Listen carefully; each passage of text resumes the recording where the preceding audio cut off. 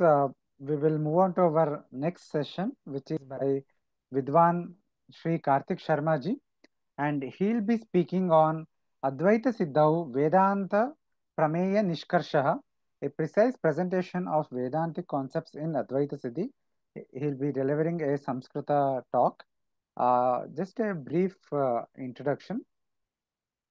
Shri Karthik Sharma ji is currently working as assistant professor in Chinmaya Vishwavidyapeeth, located in Kerala. He completed his graduation and post-graduation in Advaita Vedanta from the Madras Samskrita College, Mylapore. He has completed his traditional studies in Advaita Vedanta under Dr. K.S. Maheshwaran ji, and he has completed all the 15 levels of the exams followed by the Mahapariksha at the Kanchi Veda Vedanta Shastra Sabha Tenali. He has also studied Tarka Shastra in a traditional manner under Dr. K.E. Devanathan ji. He has also studied advanced Vedanta texts under Mahamahopadhyay, Dr. Mani Dravid Shastrigal. Karthik Sharma has participated as a resource person in several Vakyartha Sadas seminars and workshops across India. He was honored with Suvarnanguliyakam Golden Ring by the Mahasannidhanam of Sringeri Sharda Peetham in 2019. He was also awarded with the title Advaita Vedanta Ratnam by Kanchi Mata in 2019 and Advaita Vedanta Vidwanmani from our Indic Academy in 2021. He was also honored with Vidya Nidhi Puraskara by Sringeri Peetham in 2022. Thank you, Karthik ji, for making time for the session. Please go ahead and start your session. Shri गुरुभ्यो नमः।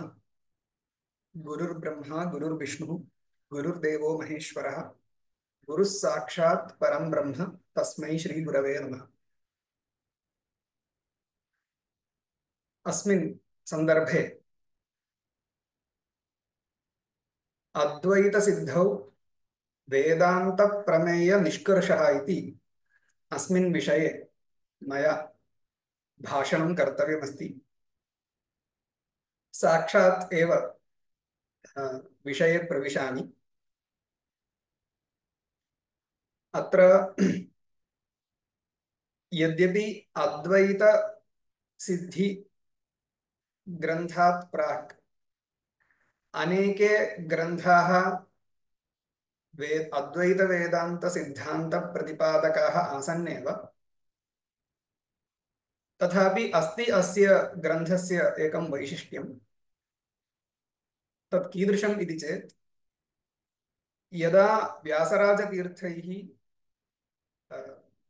न्यायामृताख्ये ग्रन्थे द्वैत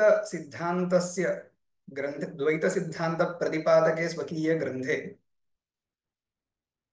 अद्वैत वेदान्तस्य ये मुख्य प्रमेयाः सन्ति तान् सर्वान् अपि मुख्य प्रमेयान् तेषु ग्रन्थेषु प्रसृतान् अनूद्य तेषां निराकरणं कर्तुं कृतवन्तः ते।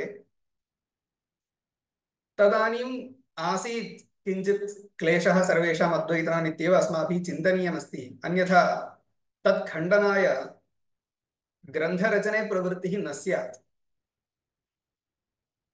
तर्हि अद्वैत वेदान्ते ये प्रधान विषयाः सर्वेपि विषयाः प्रतिपादिताः सन्ति आकरग्रन्थेषु, भाष्ये तद्व्याख्याने भामत्यां कल्पतरौ एवमेव तत्त्वप्रदीपिकायां खण्डनखण्डखाद्ये पञ्चपादिकायाम् इति एवम् अनेकेषु ग्रन्थेषु प्रसृताः ये प्रमेयविशेषाः ते सर्वेपि एतैः खण्डिताः। तर्हि तेषां सर्वेषाम् अपि प्रश्नानां समाधानं कर्तुं न्यायामृतस्य साक्षादेव खण्डनं कर्तुम् अयं ग्रन्थः तैः विरचितः इति तु सर्वेषाम् अस्माकं एतद्विषये ज्ञानमस्ति एव। एतदर्थमेव अयं ग्रन्थः विरचितः इति। अस्मिंश्च ग्रन्थे तैः कृतस्य समाधानस्य एतेषां खण्डनानां यत् समाधानं प्रदर्शितं तस्य समाधानस्य इदं वैशिष्ट्यं यत्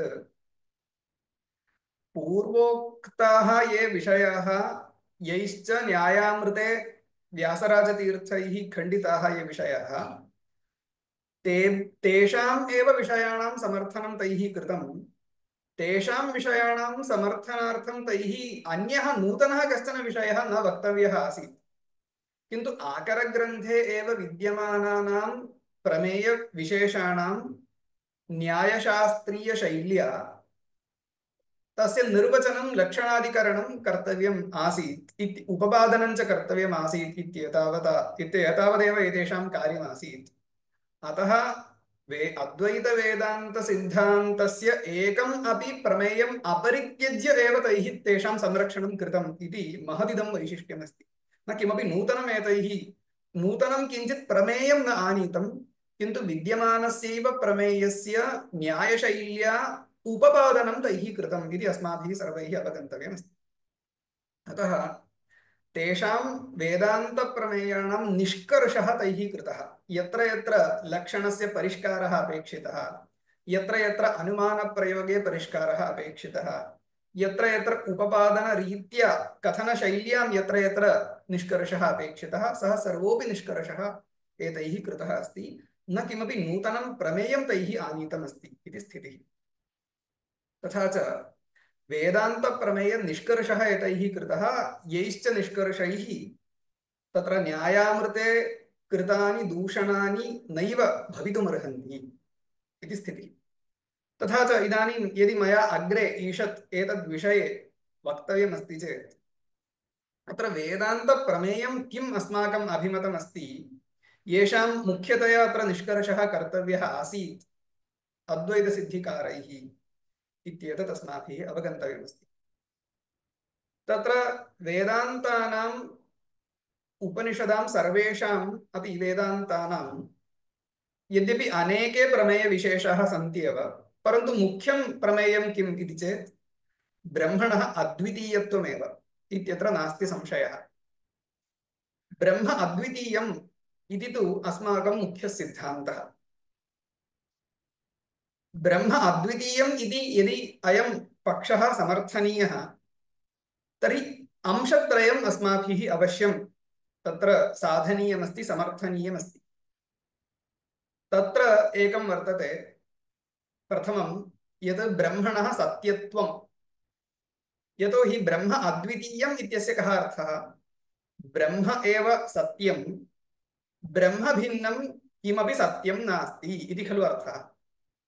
तर्हि अयम् अर्थः कदा सिद्ध्यति? यदि ब्रह्म सत्यं स्यात्, परन्तु तावन् न पर्याप्तं, किन्तु अन्यत् किं स्यात्? ब्रह्मापेक्षया इतोपि अस्ति वस्तुद्वयम्। एकं तु जगत्, अपरश्च जीवः अहम्। तर्हि अनयोः विषये किम् अद्वैतिना वक्तव्यमस्ति? इदमपि सत्यमेव खलु इति प्रश्ने कृते अत्र अद्वैतवेदान्तिनः वदन्ति तथा न, जगद्मिथ्या, जीवस्तु ब्रह्मैव इति। तथैव ब्रह्म सत्यं जगन्मिथ्या जीवो ब्रह्मैव नापरः इति प्रसिद्धा सूक्तिः भगवत्पादानां।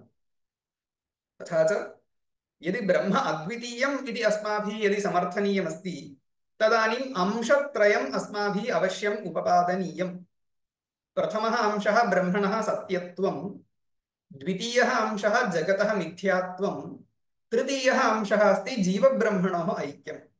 तर्हि इदम् अंशत्रयं यदि वयं समर्थयामः, उपपादयामः, तर्हि ब्रह्मणः अद्वितीयत्वं सिद्ध्यति। तदेव मुख्यम्, अत्यन्तं मुख्यं।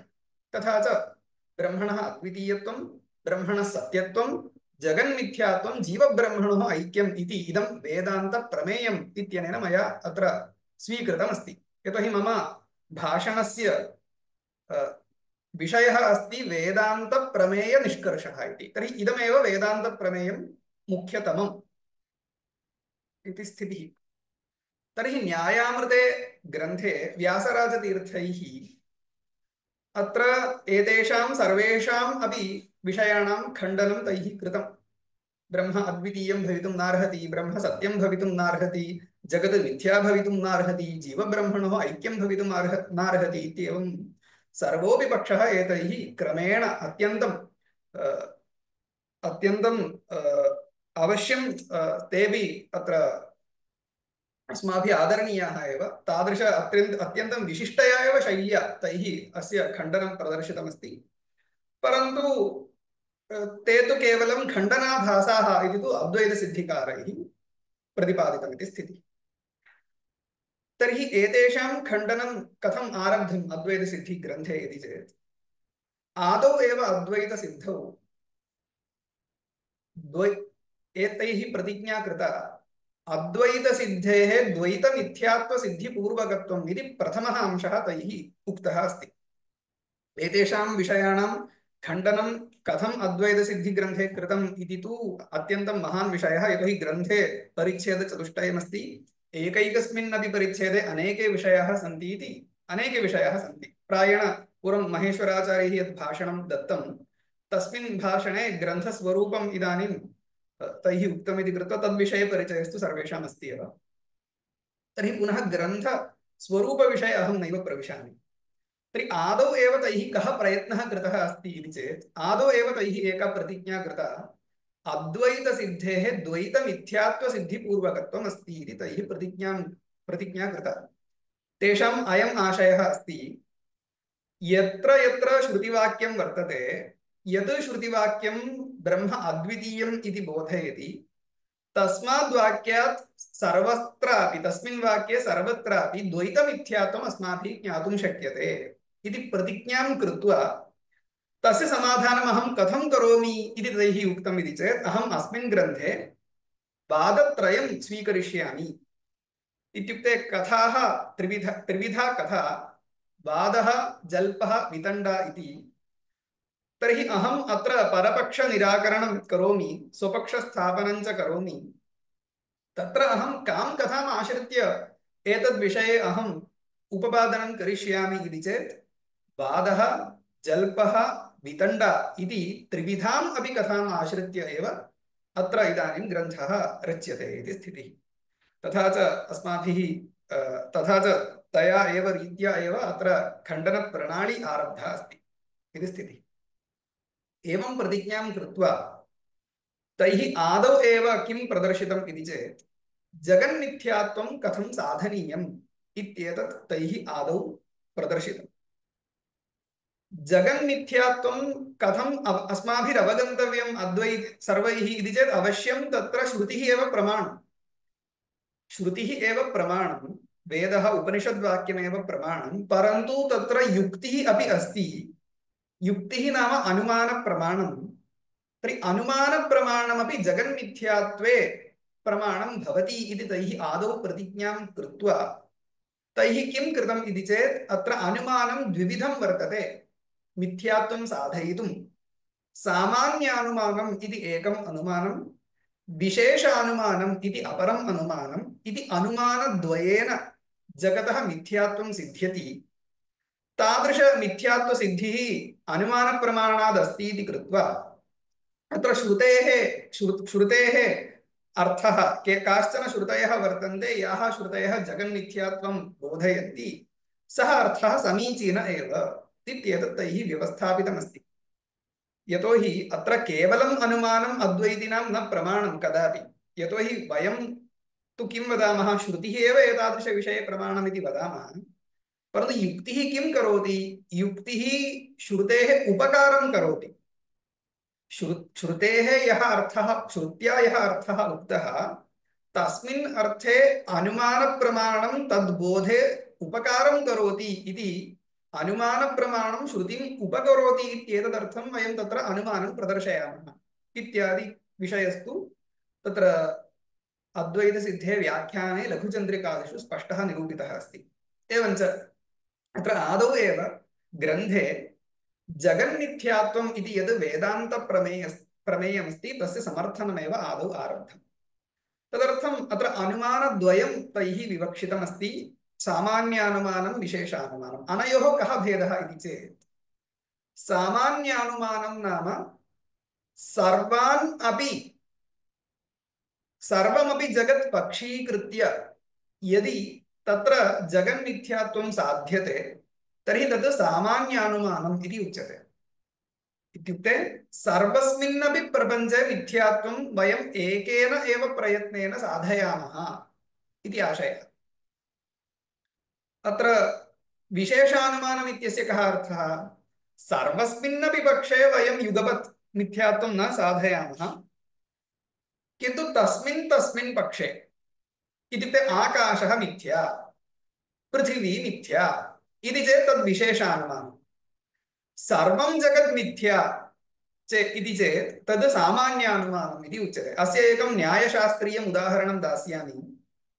तत्र नैयायिकानां प्रसिद्धं स्थलं वर्तते अनुमानप्रमाणस्य। तद् बोधनसौकर्याय ते सर्वदा तदेव स्थलम् आदौ स्वीकुर्वन्ति। किम् इति चेत् पर्वतः वह्निमान् धूमात् महानसवत् इति वर्तते। तत्र यदि कश्चन सर्वोऽपि पर्वतः वह्निमान् इति साधयितुम् इच्छति चेत्, सर्वः अपि पर्वतः वह्निमान् इति चेत् तत्र सर्वस्मिन्नपि पर्वते तत्र वह्निः सिद्ध्यति धूमेन हेतुना। परन्तु कस्मिंश्चिदेव पर्वते यदि वह्निरस्ति इति साधयितुं सः प्रवृत्तः, तर्हि अयं पर्वतः वह्निमान् धूमात् इति विशिष्य निर्देशं करोति, विशिष्य पक्षनिर्देशं करोति, विशिष्य सामान्यतः पक्षनिर्देशं च करोति इति स्थितिः। एवं रीत्या सामान्यानुमानं विशेषानुमानं तत्र भवितुम् अर्हति वह्निसाधने। तद्वदेव अत्रापि जगन्मिथ्यात्वं सर्वस्मिन् यदि साधनीयं तर्हि तदर्थम् एकम् अनुमानं। तदनुमानं किम् इति चेत् अहं केवलं तदनुमानं वक्ष्यामि, तस्य विषये पुनः विस्तरेण उपपादनं न करिष्यामि, परन्तु केवलं परिचयाय तदनुमानम् अत्र उपन्यस्यामि। एवम् अत्र अनुमानमस्ति, ब्रह्मप्रमातिरिक्ताबाध्यं सत्त्वेन प्रतीत्यर्हं चिद्भिन्नं मिथ्या दृश्यत्वात् शुक्तिरूप्यवत् इति कश्चन अनुमानप्रयोगः। अनुमानप्रयोगे सर्वदा अंशचतुष्टयम् अस्माभिः अवगन्तव्यमस्ति।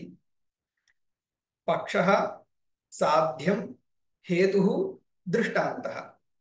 तर्हि अत्र पक्षः अस्ति सर्वोऽपि प्रपञ्चः, न तु केवलम् एकः कश्चन प्रपञ्चः, किन्तु सर्वं।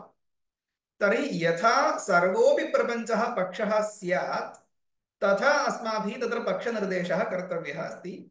तदनुसारेण अत्र एतैः पक्षनिर्देशः कृतः। अनन्तरम् एकं विशेषानुमानं कथं कर्तव्यम् इत्युक्ते आकाशः मिथ्या दृश्यत्वात् शुक्तिरूप्यवत्, पृथिवी मिथ्या दृश्यत्वात् शुक्तिरूप्यवत्, इदं तु विशेषानुमानं। तर्हि अद्वैतसिद्धौ आदौ एव जगन्मिथ्यात्वस्य साधनार्थम् अत्र सामान्यानुमानं विशेषानुमानं च प्रदर्शितं तैः इति अस्माभिरवगन्तव्यम्। अयं मिथ्यात्वरूपप्रमेयसाधने तेषां प्रवृत्तिः। एवम् अत्र अनुमानप्रयोगम् उक्त्वा इतः परं तैः किं कृतम् इति चेत्, अत्र साध्यं यद्वर्तते अस्मिन् अनुमाने तस्य साध्यस्य निष्कर्षः तैः कृतः अस्ति। अत्र अनुमानं किमर्थम् उक्तम् इति चेत् मिथ्यात्वं साधयितुं।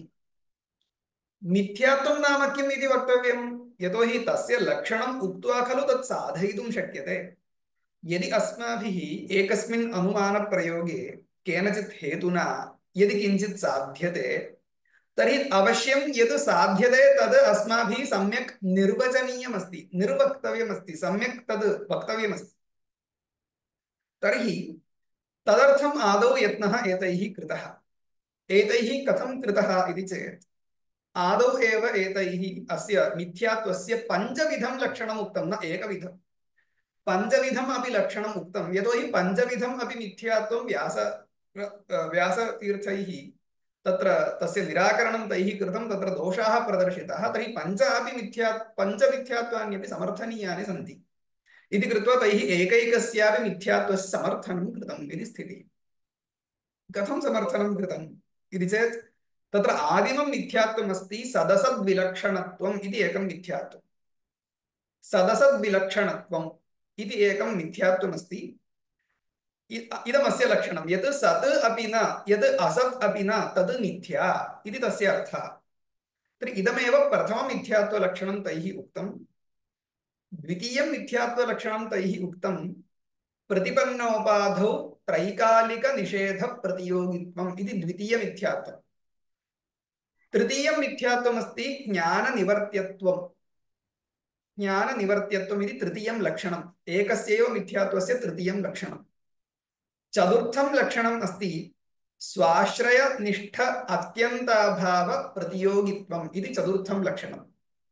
पञ्चमं लक्षणमस्ति सद्विविक्तत्वं मिथ्यात्वम् इति।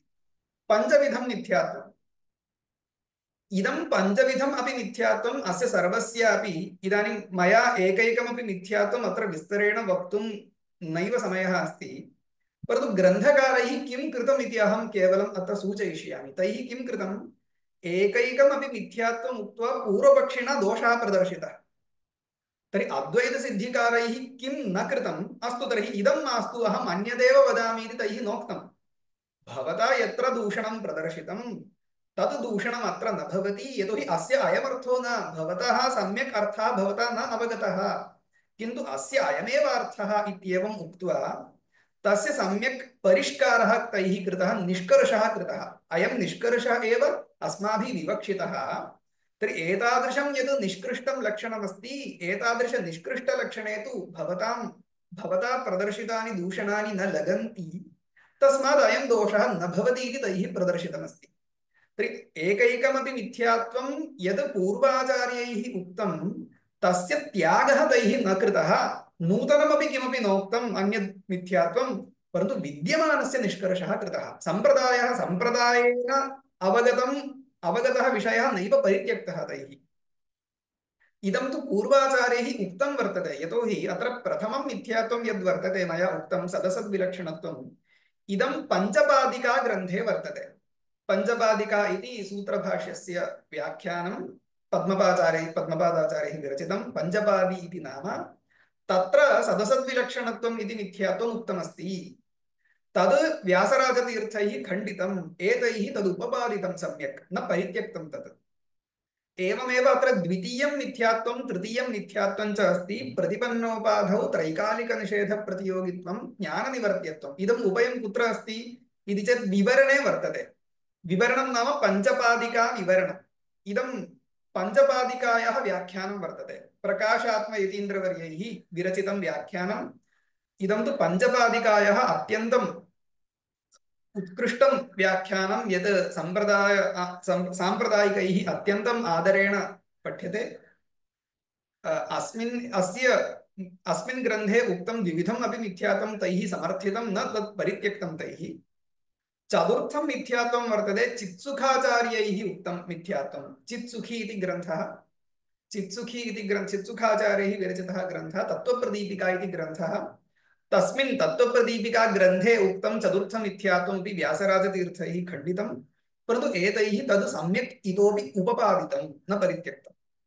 एवमेव अत्र पञ्चमं मिथ्यात्वं वर्तते, यत् आनन्दबोधाचार्यैः उक्तं मिथ्यात्वं, तदेव सद्विविक्तत्वम् इति पञ्चमं मिथ्यात्वं।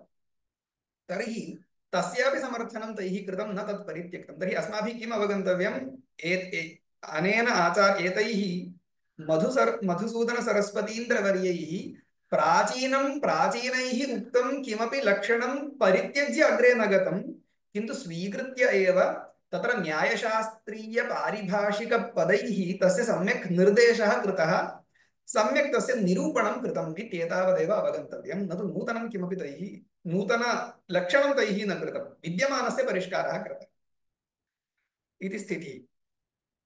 अनन्तरम् अस्माभिः अवगन्तव्यः विषयः कः अस्ति इति चेत्, अत्र यद्यपि इदं मधुसूदनसरस्वतीन्द्रवर्यैः न कृतं, परन्तु व्याख्याकारैः किं प्रदर्शितम्, इदं सर्वमपि मिथ्यात्वं यद् लक्षणं मिथ्यात्वलक्षणम् उक्तम्, इदं सर्वमपि श्रुतौ एव अस्माभिरवगन्तुं शक्यते। श्रुतौ इत्युक्ते इदं सर्वं लक्षणं केवलम् एतैः परिष्कृत्य न्यायशास्त्र यथा कुर्वन्ति तथा केवलं परिष्कारः इति न, इदं सर्वम् उपनिषद्वाक्यैः अवगम्यते इति तैः अत्यन्तं महता अत्यन्तं रमणीयशैल्या तैः प्रतिपादितमस्ति। यथा सदैव सौम्येदमग्र आसीत् एकमेवाद्वितीयं नेह नानास्ति किञ्चन यः सर्वज्ञः सर्वविद् इत्यादीनि वाक्यानि वर्तन्ते। विद्वान् नामरूपाद् विमुक्तः इत्यादीनि वाक्यानि कथं मिथ्यात्वं बोधयन्ति, इदं सर्वं यद् निष्कृष्टं मिथ्यात्वलक्षणं श्रुतिः एव स्वयं कथयति इति तैः आनीतम् इति अत्यन्तं नव्यन्याय शास्त्रम् अधीतवताम् अत्यन्तम् अत्र आनन्दः एतद् विषयस्य अध्ययनेन भवति। यतोहि परिष्कृतस्वरूपं श्रुतितः आनीयते इति। अस्तु, अयं विषयः अद्वैतसिद्धौ चन्द्रिकायाम् उभयत्रापि द्रष्टव्यः अस्ति। अस्तु, एवं रीत्या मिथ्यात्वं परिष्कृत्य तैः किं कृतं? मिथ्यात्वम् इति विचारः आरब्धः। अत्र एवं व्यासराजतीर्थेन आक्षेपः कृतः आसीत्, मिथ्यात्वं मिथ्या न वा इति। यदि जगन्मिथ्या तर्हि मिथ्यात्वमपि मिथ्या इति प्रश्नः भवति। तर्हि तस्यापि समाधानं तैः अत्यन्तं रमणीयशैल्या कृतम्। एतादृशप्रश्नः झटिति बुद्धेः विभ्रमं जनयति एतादृशप्रश्नः, परन्तु अत्यन्तं रमणीयशैल्या तैः तस्य निराकरणं कृतम् इति अवगन्तव्यम्। तर्हि एवं रीत्या आदौ पक्षस्य निष्कर्षं कृत्वा साध्यस्य निष्कर्षं कृत्वा अनन्तरं हेतोः निष्कर्षः एतैः कृतः अस्ति। अत्र मिथ्यात्वसाधने हेतुः कः वर्तते इति चेत् अत्र प्राधान्येन अत्र हेतुत्रयं वर्तते। तत्र एकम् अस्ति दृश्यत्वहेतुः। दृश्यत्वम् इति एकः हेतुः। द्वितीयम् अस्ति परिच्छिन्नत्वम् इति हेतुः। तृतीयः अस्ति अंशित्वम् इति हेतुः। अस्माभिः यदा एकः अनुमानप्रयोगः प्रदर्श्यते तदानीम् अवश्यं यत् साध्यं वर्तते तत्र हेतुः अपि प्रदर्शनीयः अस्ति खलु। तथा च अत्र मिथ्यात्वं कथं साध्यते इति जिज्ञासायां दृश्यत्वं परिच्छिन्नत्वम् अंशित्वम् इत्यादि हेतवः प्राचीनग्रन्थेष्वेव वर्तन्ते। तेषां हेतूनां खण्डनं व्यासराजतीर्थैः कृतं। मधुसूदनसरस्वतीन्द्रवर्यैः तस्यापि परित्यागः न कृतः, किन्तु तदेव स्वीकृत्य तस्य निष्कर्षः कृतः। पश्यतु, अयमेव दृश्यत्वहेतुः, परिच्छिन्नत्वहेतोः एवं निष्कर्षः अस्ति इति कृत्वा भवतां दूषणानि अत्र नैव लगन्ति। इमं निष्कर्षम् अज्ञात्वा एव भवता आक्षेपः कृतः। अतः हेत्वाभासः अत्र न भवति, न कोऽपि दोषः भवति। अर्थात् न कोऽपि दोषः हेत्वाभासः व्यभिचारादिः अत्र न भवति इति तैः प्रदर्शितम्। एवं हेतोः निष्कर्षं कृत्वा तैः अग्रे किं कृतम्? अत्र सोपाधिकत्वभङ्गः, आभाससाम्यभङ्गः इत्येवम् अनुमानप्रयोगे सम्भाव्यमानाः ये दोषाः वर्तन्ते तेषां दोषाणां निराकरणं तैः कृतम्। अनन्तरम् अनेकेषु स्थलेषु तैः अद्वितीयत्वं नाम किं, त्रिविधसत्त्वं नाम किं, जीवब्रह्मैक्यं नाम किम् इत्यादि प्रमेयानां अत्र अद्वैतसिद्धौ स्पष्टं निरूपणमस्ति। अद्वितीयत्वं नाम किम्? अद्वितीयत्वं नाम स्वसमानसत्ताकपदार्थान्तरराहित्यम् इति परिष्कारः एव कर्तव्यः इत्यादिकं मूलपङ्क्तितः अवगम्यते अस्माभिः। एवमेव त्रिविधसत्त्वं, यतोहि अद्वैतिना अवश्यं त्रिविधं सत्त्वं सम्यक् निरूपणीयमस्ति। पारमार्थिकसत्त्वं, व्यावहारिकसत्त्वं, प्रातिभासिकसत्त्वम् इत्यादिकम्। अस्य इति च इदं त्रयं यदि सम्यक् न निरूपयामः तर्हि अस्माकं प्रक्रिया नैव चलति। तर्हि अस्माकं सर्वस्याः अपि प्रक्रियायाः मूलभूताः अंशाः इमे, एतेषां परिष्कारः एतैः सम्यक् प्रदर्शितः। तत्र पारमार्थिकसत्त्वं नाम त्रिकालाबाध्यत्वं, व्यावहारिकत्वं नाम व्यवहारकालाबाध्यत्वं, प्रातिभासिकत्वं नाम ब्रह्मज्ञानेतरबाध्यत्वम् इत्येवं परिष्कारं कृत्वा न्यायामृतकारैः कृतस्य सर्वस्यापि प्रश्नस्य समाधानं तैः यदि वा साक्षात् प्रदर्शितम् अथवा सूचितं बहुत्र इति अस्माभिरवगन्तव्यम्। अनन्तरं जीवब्रह्मैक्यम् एतैः सम्यक् समर्थितं। तत्त्वमसि महावाक्यम्, अहं ब्रह्मास्मि इति महावाक्यम्, अन्यच्च यद्यद् महावाक्यं वर्तते तत्सर्वं महावाक्यं कथं जीवब्रह्मैक्यं बोधयति इत्येवं जीवब्रह्मैक्यरूपस्य वेदान्तप्रमेयस्यापि सम्यक् समर्थनं तैः कृतम् इति स्थितिः। तथा च अत्र मिथ्यात्वं साधयितुं यः अनुमानप्रयोगः अस्ति तत्र अपेक्षिताः सर्वेपि विषयाः तैः सम्यक् समर्थिताः, हेत्वाभासाः वारिताः। अनन्तरं तैः ये ये अनुकूलतर्काः भवन्ति तत्सर्वं ते सर्वेपि तर्काः अत्र प्रदर्शिताः। अनुमानप्रमाणस्य उपरि ये तर्काः बाधकाः भवन्ति ते प्रतिकूलतर्काः इति न्यायशास्त्रे उच्यते। तर्हि तेषां प्रतिकूलतर्काणां वारणमपि तैः अग्रिमेषु ग्रन्थेषु कृतमस्ति इति। एवम् अनुकूलतर्कप्रदर्शनेन, प्रतिकूलतर्कप्रदर्शनेन, हेतुस्वरूपनिष्कर्षेण, साध्यस्वरूपनिष्कर्षेण, पक्षस्य सम्यक् पक्षतावच्छेदकनिर्वचनेन मिथ्यात्वम् अवश्यं सर्वस्यापि जगतः सिद्ध्यति इति तैः समर्थितम्। अद्वितीयत्वं, त्रिविधसत्त्वं, जीवब्रह्मैक्यं सर्वं तैः समर्थितं। यदि अद्वैतसिद्धिः इति ग्रन्थः नास्ति तर्हि कथम् अत्र प्रमेयाणां सम्यक् अवगमः इति तु अत्यन्तं सन्दिग्धमेव अस्ति। यतोहि अस्य ग्रन्थस्य विशेषः कः? ग्रन्थकारैः प्राचीनान् अंशान् परित्यज्य न कोऽपि नूतनः अंशः उक्तः इत्येव अस्य ग्रन्थस्य महद्वैशिष्ट्यम्। किन्तु विवरणे, पञ्चपादिकायां, भाष्ये, खण्डनखण्डखाद्ये, तत्त्वप्रदीपिकायां, परिमळे वा अन्य परिमलः कदाचित् तैः समानकालिनः स्यात्, एतैः परिमलः दृष्टो वा इति तु न ज्ञायते। परन्तु एतैः भामति इत्येवम् एतेषु ग्रन्थेषु विद्यमानान् सर्वान् अपि प्रमेयान् तथैव प्रमेयविशेषान् तथैव स्वीकृत्य तस्य निष्कृष्टार्थः प्रदर्शितः इति अत्यन्तम् आदरः एतेषाम् उपरि साम्प्रदायिकानां जातः। अत एव अयं ग्रन्थः ततः आरभ्य षोडशशतकात् आरभ्य पाठ्यपद्धतौ इदानीं पर्यन्तं सः ग्रन्थः अत्यन्तं श्रद्धया सर्वेपि छात्राः पठन्ति, पाठयन्ति च अध्यापकः आदरेण। एतावदुक्त्वा अहं निगमनं करिष्यामि, एकं विषयम् उक्त्वा निगमनं करिष्यामि। अत्र एवम् अस्माभिः प्रष्टव्यं, यद्यपि व्यासराजतीर्थैः निराकरणं कृतं, परन्तु अद्वैतिना किमर्थं निराकरणं कर्तव्यमस्ति? यतोहि वयं तु अद्वैतिनः नीरागाः, किमर्थं परस्य खण्डनम् अस्माभिः कर्तव्यम्? अस्माभिस्तु स्वस्य पक्षस्य स्थापनं कर्तव्यं खलु।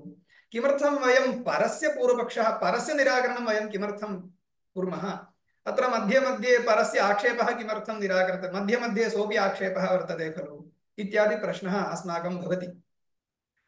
अत्र अतएव तन्मध्येपि तत् दूषणानि एतैः कृतानि वर्तन्ते। यदा यदा स्वपक्षः स्थापितः, परपक्षोऽपि तैः तत्र ईषदीषद् निराकृतः अस्ति, त्वदीयपक्षेपि एवं दूषणानि भवन्ति इत्यादिकम् उक्तम्। अस्य सर्वस्य अपेक्षा अस्ति वा इति प्रश्ने सति अस्ति अस्ति। स एव मार्गः साम्प्रदायिकैः स्वीकृतः वर्तते। तदुक्तं भगवत्पादैः एव मुण्डकोपनिषद्भाष्ये, निराकृत्य हि पूर्वपक्षं पश्चात् सिद्धान्तो वक्तव्यः इति। अतः पूर्वपक्षोऽपि निराकर्तव्यः, पूर्वपक्षिणाः ये कृताः आक्षेपाः तेऽपि निराकर्तव्याः, अन्यथा स्वपक्षस्य स्थापनम् अस्माभिः नैव कर्तुं शक्यते इति भगवत्पादैः उक्तं। भगवत्पादैः एव सूत्रभाष्ये अपि द्वितीयाध्याये प्रथमे पादे उक्तम्। अत एव इतः परम् अध्यायः, सर्वोऽपि अध्यायः किमर्थम् इत्युक्ते विरोधपरिहारार्थम् आगतः वर्तते। विशिष्य तृतीयपादः द्वितीयाध्याये विद्यमानः सः परपक्षनिराकरणाय आगतः वर्तते। अतः परपक्षनिराकरणमपि अस्माभिः कर्तव्यमस्ति इति स्पष्टम् अत्र भगवत्पादैः अपि उक्तं। तत्रापि विशिष्य भामतीकारैः तद्व्याख्यानावसरे उक्तम्, अस्माभिः यद्यपि वयम् अत्र वीतरागाः परपक्षदूषणं कर्तव्यम् इति कृत्वा वयं न कुर्मः, किन्तु अत्र परपक्षनिराकरणमपि वयं किमर्थं कुर्मः? तत्त्वनिर्णयाय कुर्मः। अतः तत्त्वनिर्णयाय सः परपक्षोऽपि निराकर्तव्यः, अन्यथा आस्तिकः महाजनः दुर्मार्गं प्रति गच्छेत्। अतैव वयं वीतरागाः सन्तः अपि परपक्षनिराकरणं कुर्मः, तत्त्वनिर्णयाय, न तु परविद्वेषेण। परस्य विद्वेषं कर्तुं वयं निराकरणं न कुर्मः, किन्तु एवं रीत्या अत्र आस्तिक्यसम्पादनाय इति तु भगवत्पादैः भाष्ये स्पष्टतया उक्तं, भामतीकारैः उक्तम्। इमं मार्गम् आश्रित्य एव अत्रापि मधुसूदनसरस्वतीन्द्रवर्यैः स्वपक्षस्थापन अपि कृतं, परपक्षनिराकरणमपि कृतम् इति एतावत् उक्त्वा, मधुसूदनसरस्वत्याः पारं वेति सरस्वती, सरस्वत्याः पारं वेति मधुसूदनसरस्वती इति उक्त्वा अत्र अहं स्वकीयविषयस्य उपसंहारं करिष्यामि। Thank you very much, Karthik ji, for a very, very wonderful, very insightful presentation. Nagaraj ji, please share an English summary. Thank you very much, Karthik Sharma ji. It was, as always, wonderful, very dense presentation and very well organized presentation also. The talk started with how Advaita Vedanta is actually presented. And there are three things that are to be done by any Advaita Vedanta proposition. One is the truthfulness or truth of Brahman is to be established, and the mithyatva of Jagat is also to be established. and the Aikya, the unity between Jiva and Brahma is to be established. These three are the goals of any Advaita proposition. And the famous shloka, Kartik Sharma ji was mentioning it to be a sukti by Sampradaya, Parampara or Shankara. In fact, many people look for the source of these shlokas. They say, where is this? Is it in Upanishads or which book? But Kartik Sharma ji was rightly saying that it is a sukti. But it's a brief statement, useful, very useful brief statement of the proposition of Advaita Vedanta. And for that, what is to be done? The process is Anumana Pramana. Through Anumana Pramana, how we can establish. In Advaita Siddhi, even that is done with various logical inference methods. How the argument for both Brahman's truthfulness and Jagat's Mithyatva arguments are brought. Why it has to be done? If there is Shruti, why Anumana has to be done? Because for Advaita, for Vedanta, there are Pramanas more than Anumana also. But why Anumana has to be done is because it has to be proved that even with Anumana, it can be established. Even without the Shabda Pramana, it can be established. For that purpose, Anumana has to be used. So, for that purpose, using Anumana, various Anumana techniques, logical inference techniques, it is established that there is Brahman's truthfulness and the Mithyatva of Jagat is established. Then it moves on to the sources from Upanishads, from Shruti, how there are sources which establish both Brahman's truthfulness and Jagat's Mithyatva from Shruti. But what happens is the statements from Shruti are also by the Purva Pakshin, by the Dvaita Vedanta Paksha. There is a possibility of misinterpreting or misunderstanding the Shruti Vakyas. So, in Advaita Siddhi, Acharya Madhusudana Saraswati Padaha, he is showing how the Shruti has to be correctly interpreted. The correct interpretation of the Shruti Vakyas has to be done. And then Vyasatirtha, Vyasaraja Tirtha, as Kartika Sharma ji was mentioning him, actually we have to observe how the Shastra scholars respectfully mention the other Paksha also. When mentioning Vyasaraja Tirtha also, he is always using the plural. Bahuvachana only. Vyasaraja Tirthaihi only he is saying. With a great respect for Vyasaraja Tirtha Swami. And he is mentioning all the arguments of Vyasaraja Tirtha as very powerful arguments. They are not easy arguments. So, how each one of those arguments by Vyasaraja Tirtha was countered in Advaita Siddhi by Madhusudana Saraswati Padaha, he went on showing. And for that, particularly the Jagan Mithyatva is established again. The Jagan Mithyatva itself has to be established in three different ways. One argument that Kartik Sharma ji was throughout making consistently was that the speciality of the book Advaita Siddhi is that it is not bringing any new method, any new argument. The beauty is that it is going with the older, traditional, standard, authoritative works only. It is following Vivarana, it is following Panchapadika, it is following every earlier authoritative work on Advaita Vedanta only. But how those works, while following the older authoritative works, new powerful arguments for Jagan Mithyatva Nirakarana were done. One very interesting argument that is brought up from Vyasaraja Tirtha is there is a Mithyatva of Mithyatva argument. How can there be the Mithya itself? Can it be Mithya? Is the argument brought up by Vyasaraja Tirtha. and how that mithyatva of mithyatva is also rejected by Advaita Siddhi through various logical methods, while using the older authoritative works only, is shown by Karthik Sharma ji. Without going into those details, because Nitin Sridhar ji has switched on his video telling me that I have to stop.